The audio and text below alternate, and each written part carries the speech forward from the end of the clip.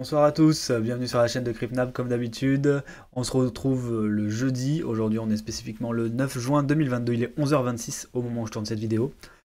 On est sur un marché crypto qui est toujours long et chiant. De toute façon, bah voilà, c'est le bear market, hein, comme on l'a dit plusieurs fois. On continue à faire des petites vidéos, voilà, de mise à jour, de voir ce qui se passe un peu à court terme. Mais voilà, sur le long terme, n'oubliez pas qu'on est dans des zones intéressantes de DCA sur beaucoup d'altcoins. Voilà ce qu'il faut retenir. Et ce qu'on peut voir, c'est qu'on continue à ranger sur un BTC qui est voilà, vraiment dégueulasse. Il se passe pas grand chose. On fait des hauts et des bas. Sur du court terme, des variations quand même qui peuvent aller de 5 plus 5, plus 7, moins 10%, sans souci. Mais bon, pour l'instant, on est vraiment sur un range un peu dégueu. Du coup, sur le court terme, on va voir ce qui se passe. Il y a quelque chose qui est en train de se mettre en place tout doucement, donc c'est très intéressant qu'on le voit ensemble, que vous voyez un petit peu comment moi je fonctionne quand je suis en train de regarder le chart et que je vois ce genre d'événement se passer. Donc ici, je l'ai publié ce matin sur Twitter, voilà, on a un triangle de compression, on va dire, puisque suite à la liquidation qu'on est venu chercher ici, on ne liquide plus des longues et on ne liquide plus des shorts non plus. Donc pour l'instant, on est en période de contraction. Ça se voit aussi sur, voilà, comme vous préférez, soit les bandes de Bollinger, donc ici, quand elles se rapprochent, c'est qu'on est sur une contraction, soit la volatility index, donc quand il est dans le vert ici, c'est pareil, on a sur un moment très calme du marché, et ici, c'est quand il y a une grosse hype, on voit les bandes de Bollinger sont écartées ici, et on est en train de recharger le shop 1 heure. Donc un shop chargé, pareil, ça veut dire qu'il peut y avoir un mouvement qui risque d'être assez violent, et du coup amener une fluctuation voilà, du marché qui peut être rapide. Pourquoi ici je vous parle de ça et vous me dites, bon bah, voilà, il nous parle juste de la volatilité. Moi, ce qui m'intéresse, c'est ce qui se passe au niveau de l'order flow. Si vous regardez, en fait, voilà, c'est assez plat, etc. Mais là, on est en train de monter tout doucement. Et qu'est-ce qui se passe? On a d'un coup, là, depuis ce matin, depuis cette nuit ce matin, on va dire ici, là, 9h20, on a d'un coup, hop, augmentation forte d'un coup, comme on a eu ici, des open interest, augmentation du funding en croissance, donc ça veut dire qu'il y a quand même une majorité, ok, open interest monte, il y a des longues et des shorts qui s'ouvrent en même temps, hein, mais moi ce que je vois c'est quand même que la majorité du poids a l'air d'être longue. Et là on a sur la fin un petit écrasement ici, mais voilà, on l'a vraiment léger, donc potentiellement des shorts quand même un peu agressifs qui commencent à se mettre en position. Mais là on a eu un petit coup de longue qui s'est mis sur BTC. Du coup, je me suis dit que j'allais aller voir Ether. Sur Ether, il se passe pas grand chose. Voilà, on a liquidé un petit peu des shorters là sur cette mèche. Mais sinon, pas plus d'informations que ça sur l'open interest et l'order flow. Ce que je peux voir, moi, c'est que quand même le ratio long est positif, le funding est positif. D'ailleurs, je reviens ici, le ratio long, pareil, bien positif, funding positif.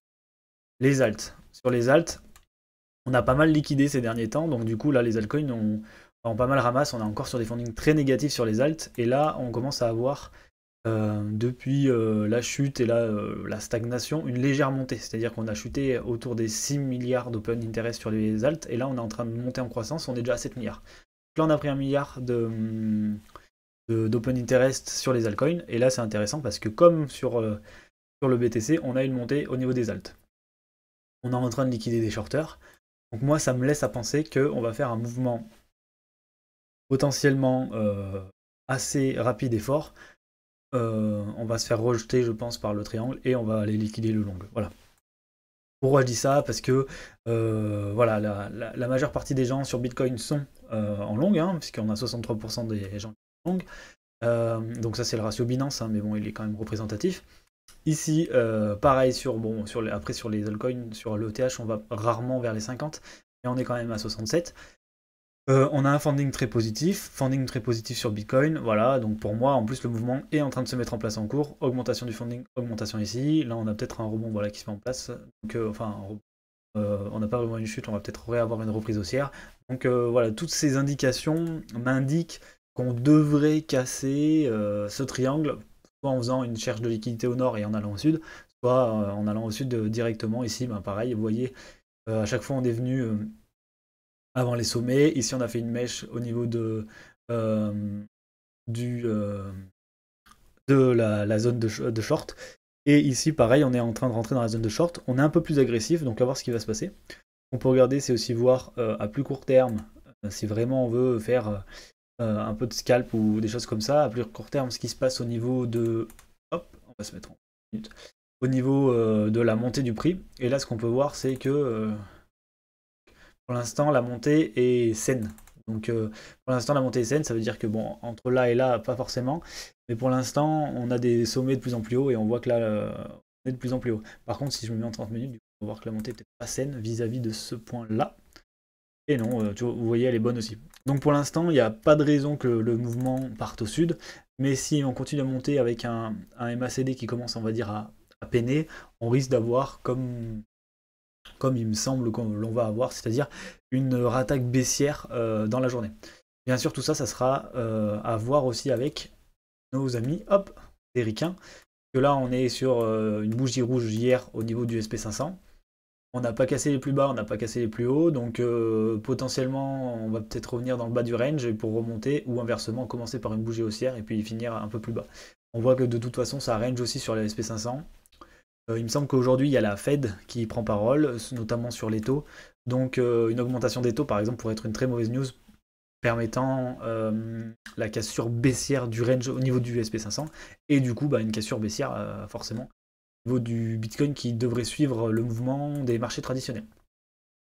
Donc voilà, je vous ai mis en vert et en rouge un peu tous les points à regarder. Aujourd'hui, vidéo très courte, puisqu'il n'y a pas tant de choses qui se passent, donc je vais peut-être essayer d'inclure dans les prochaines vidéos des petites formations, des choses comme ça, qui vont être en accord un petit peu avec la communauté des masques, notamment sur le trading court terme, comment se servir des leviers correctement, de ce genre de choses. Donc à voir si je le fais en vidéo ou seulement en thread sur Twitter. Et après de donner, le but étant aussi de servir la communauté des masques pour ceux qui sont holders de masques. Donc on va dire donner un avant-goût à ceux qui ne le sont pas pour qu'on espère un jour vous le soyez et que vous fassiez partie de cette communauté bienveillante. Donc voilà, c'est une vidéo assez courte, 7 minutes. Je vous souhaite de passer une bonne journée, une bonne fin de semaine. N'hésitez pas à liker, à partager le contenu, ça fait toujours plaisir et ça permet d'avoir un peu de visibilité, des retours, etc. C'est très important. En attendant, on se retrouve dimanche pour voir ce qui s'est passé en cette fin de semaine. Et puis surtout, préparer correctement la semaine prochaine. Je souhaite à tous de passer une bonne journée. Allez, à plus.